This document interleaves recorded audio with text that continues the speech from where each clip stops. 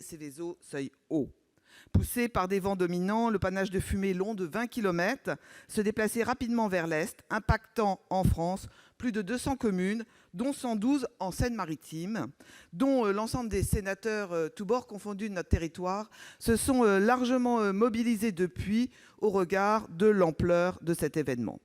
Rapidement, la stupéfaction a fait place à l'inquiétude, puis au désarroi. L'intervention rapide et le très grand professionnalisme des secours ont permis de maîtriser le sinistre dans la matinée et d'éviter les victimes malgré les risques majeurs. Le plan particulier de prévention, déclenché rapidement par la préfecture de la Seine-Maritime, a permis d'adopter certaines mesures de sécurisation et mesures sanitaires d'urgence. Cependant, alors que la Seine-Maritime est le département qui compte le plus de sites Seveso, près de 40 après les Bouches-du-Rhône, la culture du risque reste insuffisante.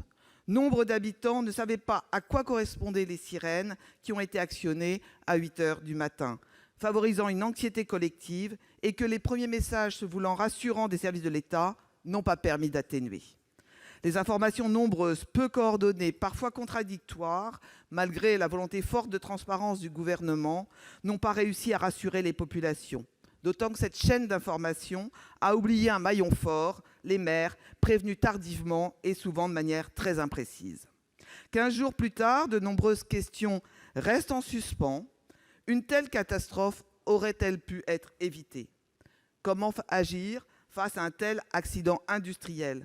Quelles sont et seront les conséquences sanitaires, environnementales, économiques et agricoles réelles?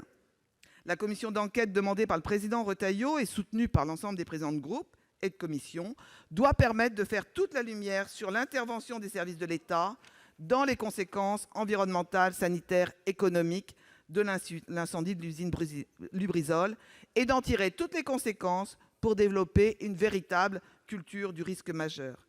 Elle doit par ailleurs permettre d'évaluer les modalités d'application des directives Seveso et d'en tirer, surtout pour l'avenir, tous les enseignements utiles. Le groupe Les Républicains votera bien évidemment cette proposition de résolution.